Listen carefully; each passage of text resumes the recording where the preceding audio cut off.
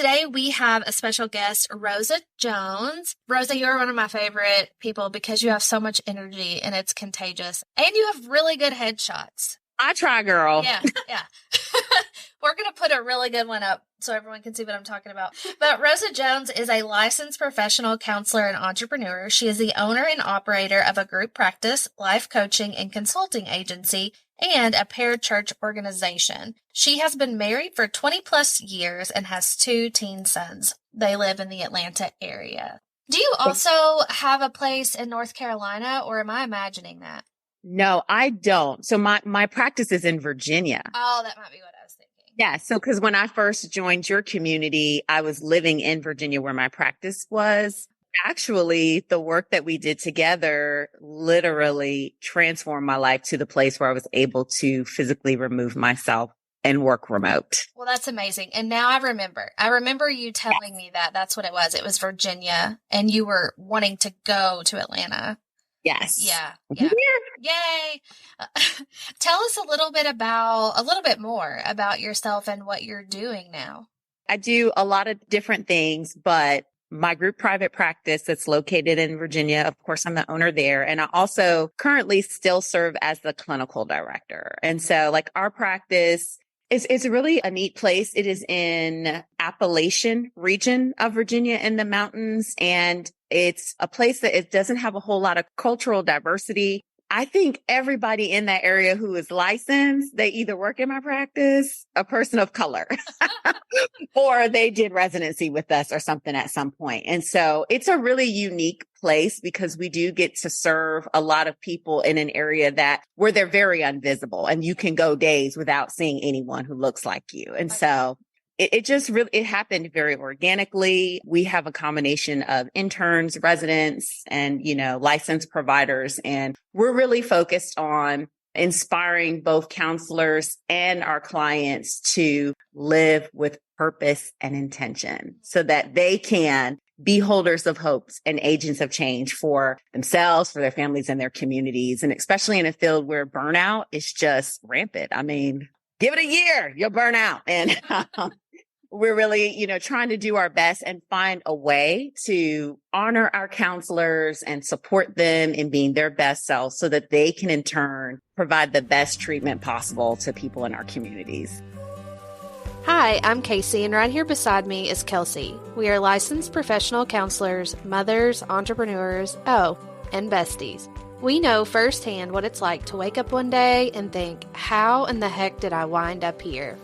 Through our own journeys of self-discovery, we found that joy is something that has to be pursued through internal work. Now we are on a mission to help women from all walks of life understand themselves more so they can have real lasting joy. Join us every Thursday to hear fun and insightful interviews with experts who can point you toward self-discovery and fulfillment.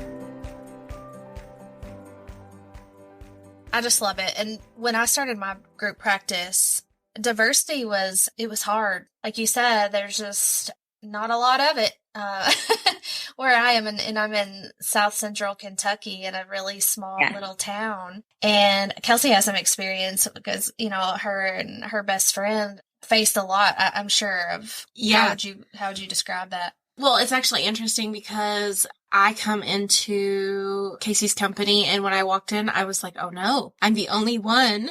I was nervous. It made me very nervous because I felt so different. Yeah. And now we look around and we see all the differences and I love it because nobody's the same. It feels like everybody has something to contribute and offer and it's great. It's wonderful. Yeah, that was really important to me was to have this very diverse practice with people with different religions, different beliefs, different ethnicities, just all of that. I loved it. And there just wasn't a lot of people other than people that look just like me. And it's been really great to expand to larger cities, like Louisville is our newest location. And I think, the majority of our staff there are people of color and we have a good, solid LGBTQ IA plus all the things up there. It just makes me so happy to walk into a room and know that we're all so different, but we're all so like. Yes. And just mirroring what the community needs. Sometimes we can't always see.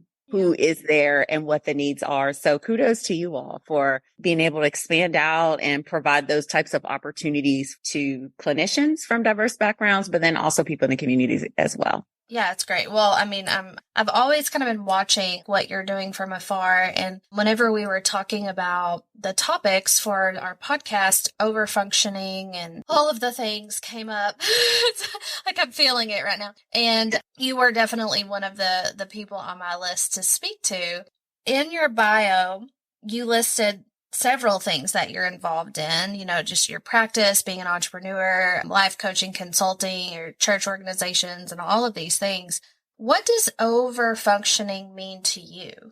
For me, I am overfunctioning when I am working far beyond my own capacity and not respecting my limits. I think that's what it looks like for me in a nutshell. And there can be a lot of that is entangled with the way that I choose to function in my relationships. But I think at the end of the day, it's just me being beyond my capacity and just doing way much more than my time schedule allows, my financial resources allows, or even just my energy level. Yeah. When you find yourself in that overfunctioning space, when you're pushed beyond your personal level of capacity for whatever, what are you telling yourself in those moments? Like, what is that inner voice saying? Oh, that is so good. I have learned to tell myself, this is how I talk to myself, girl, you need to quit. You are doing the most. Stop it. And because of my personality and the way that I'm wired, the other thing that I tell myself consistently is that doing more isn't going to make me a better person or more valuable. Girl, you could just stop. Like your worth is already settled. Why don't you cut that out? Listen, I'm going to just go out on a limb here and guess that Kelsey's burning question right now is, what's your astrological sign? Well, that is one of my questions. Okay. Yes. Or I thought you were going to say Enneagram, but I'm with you, girl. We can guess that one too. I've only been on this podcast for 8 minutes? Okay, we'll let you guess. Soon. We'll let you guess toward the end. So that's how we'll close it out. We'll guess. So I'm wondering, we've kind of noticed this theme of whether it's conflict, whether it's over-functioning type of behavior, attachment style. So we've noticed this pattern in all of our conversations about how what we're doing now is connected back to our childhood experiences. Yes. And so I'm wondering, based on some of the things, do you want to say it? Yes, you took my question. Okay, fine. Go ahead. Okay. Go ahead. Well, I'm curious, did that show up when you were younger? Like how early did the overfunctioning start? Oh God. So I am a child of somebody who was a substance abuser, right? God rest his soul. So it showed up from the very beginning. It showed up as a young child watching my mother overfunction, overwork, oversupport, be overly responsible for someone who was living in full blown addiction and in and out of cycles of recovery. And so, it started very young. I have memories back to 3 years old that get planted and rooted in your psyche and your body and your emotions as this is what you do as a part of a family. This is what you do to take care of each other. That, it wasn't until I was somewhere in my 20s was like, oh my gosh, I was so messed up. That was messed up and that wasn't healthy and it wasn't normal, but I had no idea. And I think it's definitely very prevalent for people who come out of households where there is, substance abuse and there's codependent relationships. But I think that we all in our culture in many different ways, some ways it's subtle. It shows up everywhere all the time, especially as a woman, and I'm in my 40s.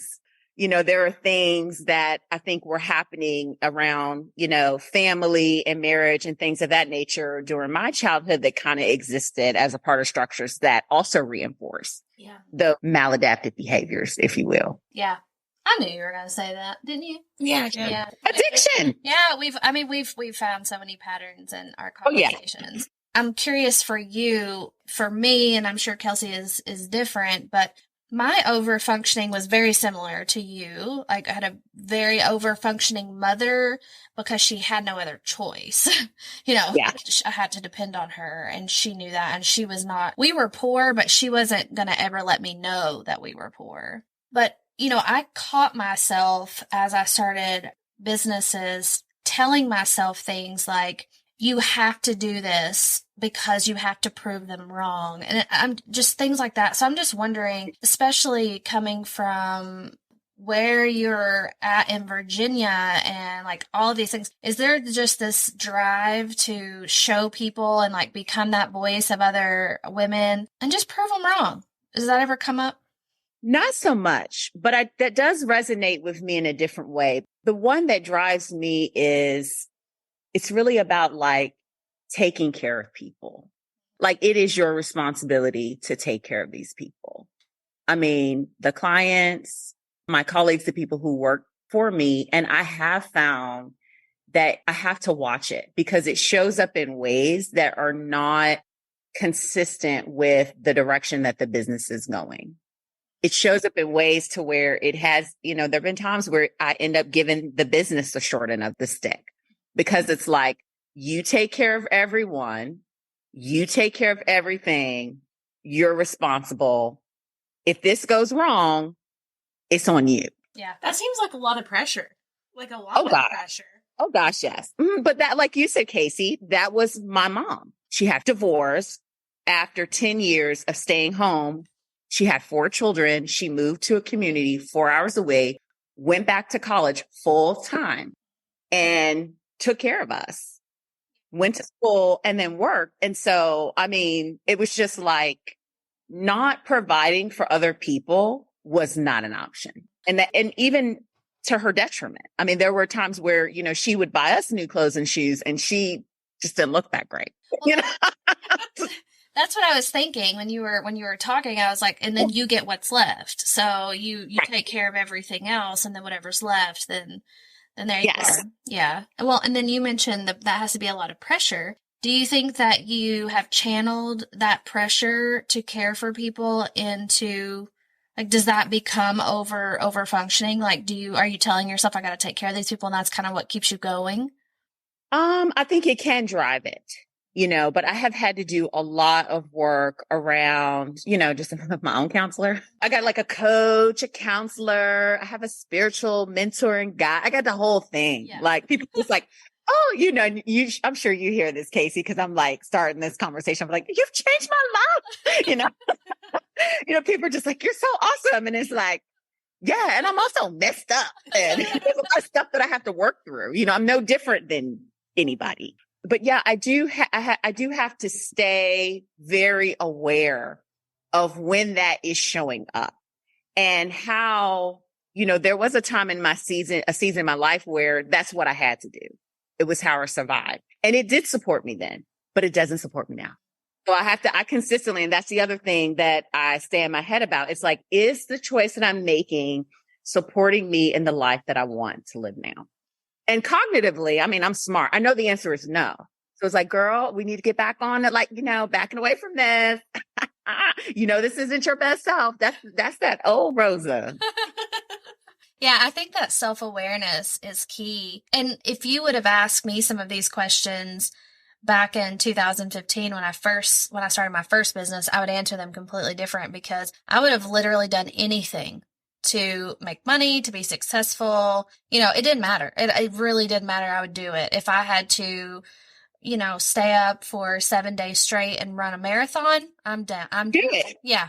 And now I think just having that self-awareness of when I am overfunctioning and what that does to me long-term, I can make a better decision of, yes, I'm going to invest my time in that. Or, yeah, I could make money doing that, but it's not really something that's going to satisfy me.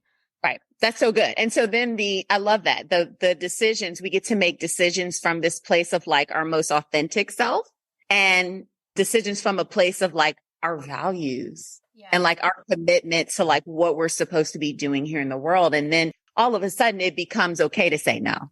Well, and we're not in that survival mode anymore either. So it's different because then we can do more of what feeds us internally and less of what we need to live externally, in the world. Yeah.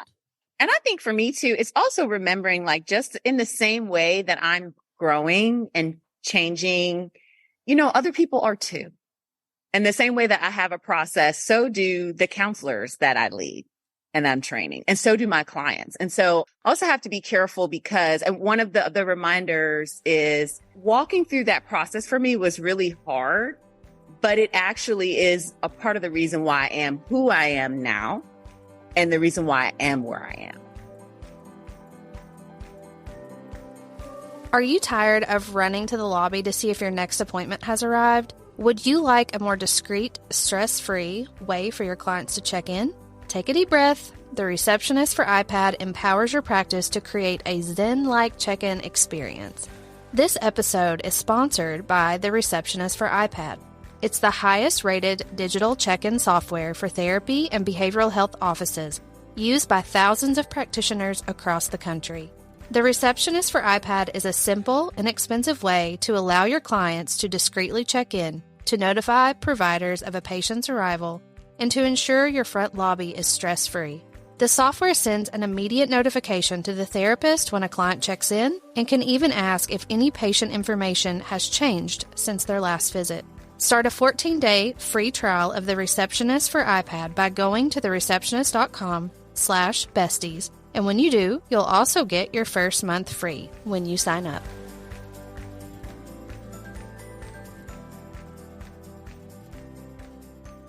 And if I am always stepping in, saving and rescuing people, they'll miss their process. How do you become? Like I've already, I'm becoming. This is my journey. They've got theirs. And so just really being able to like do a better job making this distinction is like, when is it that I'm being helpful? Because I'm a great problem solver. But if I'm being helpful in ways that like blocks your growth and development, that's not okay. This sounds like somebody else I know. This one over here. But it's hard. To me, sometimes it's hard to watch people suffer. Yeah. Well, I think that's what also makes you a good entrepreneur, and it's also what makes you a good leader. And if you ask any of my staff about that, they would just drop their head and be like, oh, I hate her. There are situations where I sit back and watch them suffer through a problem because I could easily just say, here's what you do to fix it, but I need them to figure it out on their own. So that when it happens again, they won't need me. Yeah, there's a lot of intention behind. I've learned that there's a lot of intention with everything you do and how I'm like, why won't you just give them the answer? Like, this is painful to watch. And she's like, nope, I'm not doing it. Yeah, she cannot sit in a meeting. Like if we're having an admin meeting or something and Kelsey walks down the hall and she knows what we're doing, I can just see her confliction because she's so nosy and she wants to watch it. She knows it's going to be something, but then she knows like she really shouldn't.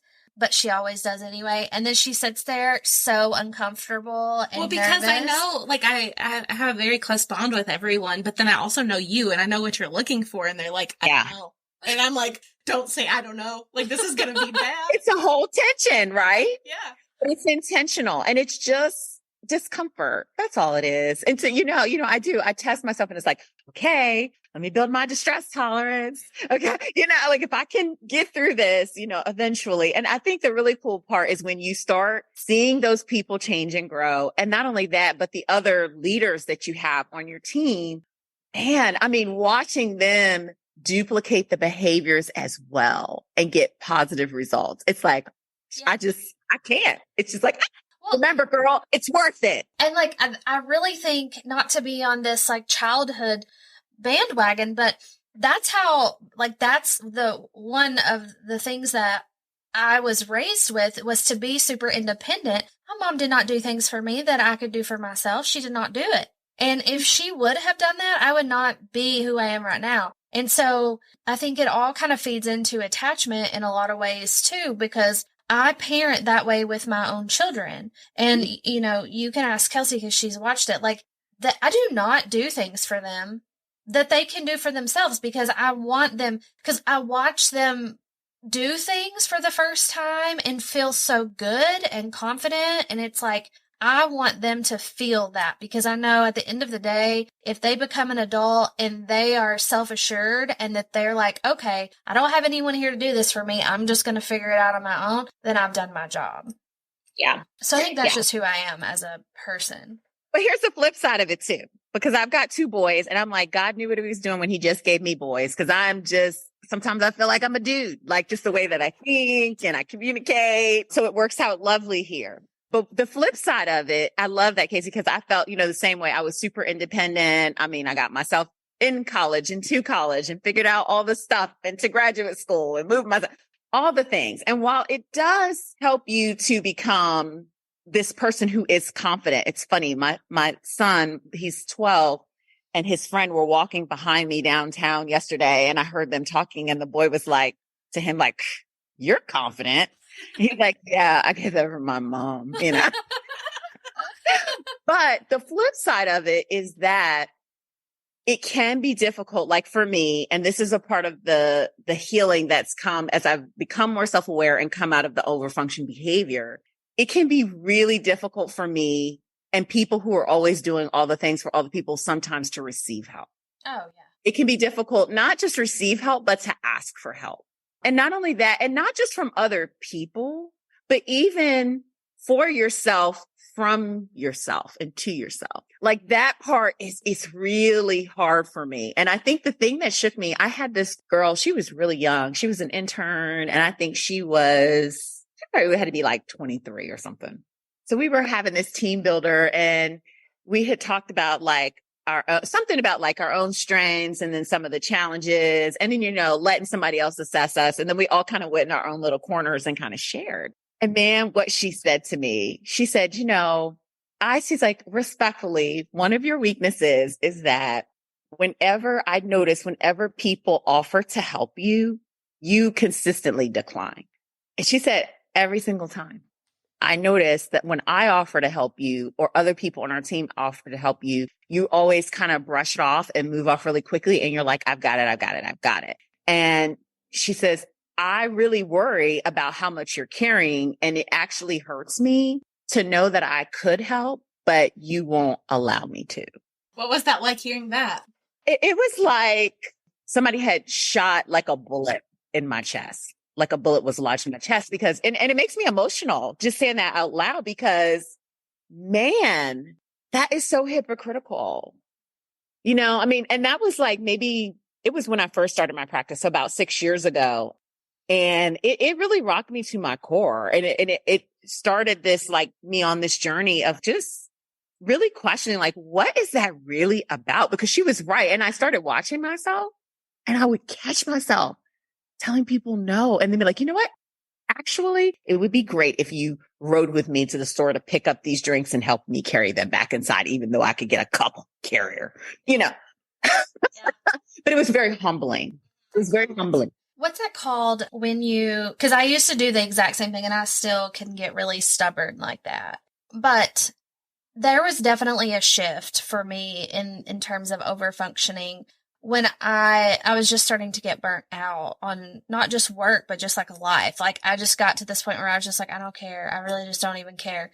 So it's like radical something, like where I just was like, okay, anyone that wants to help me, you're going to help me. I'm not going to say no to like radical acceptance. Yes. Radical acceptance. Yes. Yeah. Mm-hmm. And it totally changed me because I don't have trouble now. I'm like, okay, I need you to help me do this. I need you to help me do this. It really shifted. And I think for me, it was really just about control and not in the way that a lot of people think about control. But I just had all of these internal beliefs that me letting people help, it wouldn't be the same. Like the outcomes of my business would be different. It would affect the image. All of these things that were irrational. And I've learned that now that since I have done that, I can actually make such more of an impact by receiving help. And I'm much happier as a person. Yeah. Right. So it's a win-win, but it can be a mental roadblock, to get through. And consider myself to be a recovering enabler. So, and I tell people that, most of the people that I work with, they are enablers. or recovering enablers. And yeah, I definitely understand, kind of what it is that you're talking about. And like, you just can't be a good leader without being able to receive what it is that you give. Because for me, like service is a huge piece and it drives a lot of what it is that I do. But at the same time, I also have to be able to receive. And one of the things that I've learned along the way is that my ability to receive help and support and love is tied to actually the reality of what I think about myself and my own value and my own worth. Because it's not enough just for me to value other people and to like hold them in high esteem and do all the things for them and make sure they get all their needs met. I think some of us, we would not make the correlation between refusing to care for yourself, refusing to set your own limits, or refusing to accept help. That's actually correlated to low self-esteem because it's correlated to a low self-worth. And so that's Chelsea, it's stuck in my head. Like, what are the things that you go around telling yourself? That was such a good question. One of it is like, girl, you are worthy. Like, I wouldn't like walk around here and being like, I have low self-esteem. But I'm like, well, don't act like it. People who have high self-esteem, they actually value themselves and they respect themselves. Like even you don't have to be sliding down a pole to disrespect yourself. You can disrespect. Sorry, I can be a little something. You can disrespect yourself by when you get tired, pushing yourself to work harder instead of stopping. That's disrespectful to yourself. I think too, self-esteem, a lot of times people are like, I love who I see in the mirror. This is great. Yes. But then when they create this awareness around it. So I was actually talking to Kasey about this. Like, it's like they'll come in and they'll say, my self-esteem's great. And then you add awareness to it and they're like, wait a minute. And it's like they see it. They don't have their self-worth. That's what they want to work on. And so then they're like, yes. Yeah, my self-esteem's like a 10. Like, I need to work on that. Right. Very few people will come in. I mean, you've got some, but I would say very few high achieving people. They're not going to make the connection. They're not going to come and be like, you know what? I actually need to work on my self-worth. I just don't feel worthy. But when you really, it's not even just listening, but you watch what we do. Yeah. And there really is on some level a disregard for how it is that we're wired and created and a disrespect for that. And at the end of the day, it's like, unless you start seeing yourself as worthy and valuable and enough, it's hard for the behaviors to change because like you were saying, you're just in survival mode and you're trying to protect something that it doesn't need protecting. Your word. Can you tell Rosa and the listeners about your experience with that question? Oh, yeah. Yeah. That's very similar. Yeah. I was just, I was thinking about that whenever you were talking. And so a couple of years ago when I started going through a divorce and basically this shit had hit the fan in my life and as they usually do in a divorce. And one of the last things he said to me was, you need therapy, like that's a bad thing or whatever. The more I thought about it, I was like, yep, probably do. So I started going to see a therapist. On her website, she branded herself as this therapist that specializes in professional women going through a divorce. And I was like, oh, that's specific. And so, of course, I saw that and I was like, okay, that's who I'm going to go see. And our very first session, we didn't even get past like the 3-minute mark, I don't think. And I write about this whole story in the book that I'm working on. But she says, okay, so let's get started. On a scale from 1 to 10, how much do you love yourself? And I swear to you, I sat through that whole session and thought about it. Like I didn't even talk because I was thinking, I don't know what that means. And I just kept asking like, well, is that like self-esteem? Is that, and I was driving this woman crazy. Because I did not know. That's how it is when the therapist goes to therapy. Yeah. Yeah. I just didn't know. And at the end of the session, I finally was able to come up with a number. But self-love? Like, what does that even look like or feel like? Or what? Right. How? We went down this rabbit hole of Googling, like, self-love quotes. And I was like, this is not it. It's all about like confidence. Like, how do you define that or describe that? And yeah, it's it's difficult to put language around. But, to me, a part of it is seeing yourself as worthy, seeing yourself as valuable. I think a lot of it shows up in the way that we treat ourselves when we mess up and when we make mistakes. Right. Well, and for me, a lot of it was just releasing shame and guilt. Yeah. And I had to start there. I'd never actually forgiven myself for the things that I had done that I felt bad about. Yeah. And I just carried that around, like Kelsey was talking about earlier, like a backpack. And then, of course, that creates this whole other set of dialogue of, well, if I can't love myself, then how can anyone love me? How can other people love me? One of the things that I used to believe about myself is that I was a terrible friend. I'll tell my zodiac sign after a while, but I am confrontational. And so I will risk. For me, truth is important. It's a premium, especially in very intimate relationships. And so I've lost a couple along the way, but I think I made that mean that it meant that I was a bad friend. And it was funny. I had a very close friend of mine. We were in a small group and she was just talking about how I was such an amazing friend and blah, blah, blah. And I started getting really uncomfortable. And her husband was sitting there with us too. And I was like, girl, I'm not that good a friend. You are just putting it on a little too thick. You need to calm down. And he interrupted me. And he said, what are you talking about? Like, you're an incredible friend. Like, if it wasn't for the way that you cared for and supported us in our first 2 years of marriage, we wouldn't still be together. I guarantee you. You're a great friend. Don't ever say that about yourself. I was like, I need to go to the bathroom. But it just shook me. But it was one of those things that I was holding on to. It's just like, I'm not really a good friend because, I get into conflict with people and. Yeah. But I think that conflict is important, Oh, yes. And so many people need it. So do you think you can guess her sign? No, she threw you for a loop with the confrontation. Like, okay, at first I was thinking Leo, and then I was like, nah. And then I I get that a lot though. So even if you get it wrong, you still did good. You're warm. You give up? I do give up. I'm stumped on this one. Are you an 8 on the Enneagram? Yeah. I knew it. Okay, tell us your zodiac sign. I'm a Taurus.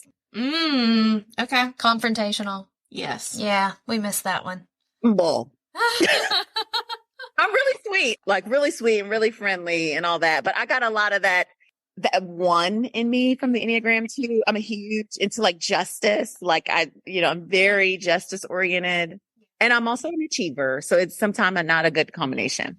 Well, that's me as well. Like I will defend the underprivileged or underserved. Yes. It does not matter. If I'm going to jail, I'm going to jail.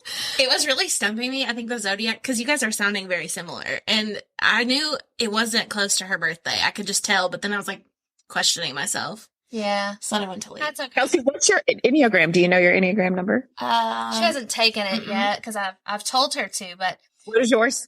Mine's an 8. Yeah, all day. This has been amazing. Yeah. This is I'm so glad that you were able to spend some time talking with us about this because it just touches so many things in our lives. Yeah. Yeah. Well, and thank you for talking about it. When I saw your call for like people and all the topics were good, and I was like, recovering enabler. I will take overfunctioning for 400. You did great. Any last thoughts or anything, Kels? I'm a little disappointed in myself that I couldn't guess zodiac, but oh, that's okay. Well, thank you so much, Rosa. I hope you come back. You're welcome. Thank you both so much. This was fun. This was life-giving today. Oh, thank you. Thank you. We'll see you soon. Thanks for listening. If you're enjoying our podcast and would like to hear more from us, leave us a review wherever you get your podcasts so we can keep making great content like this.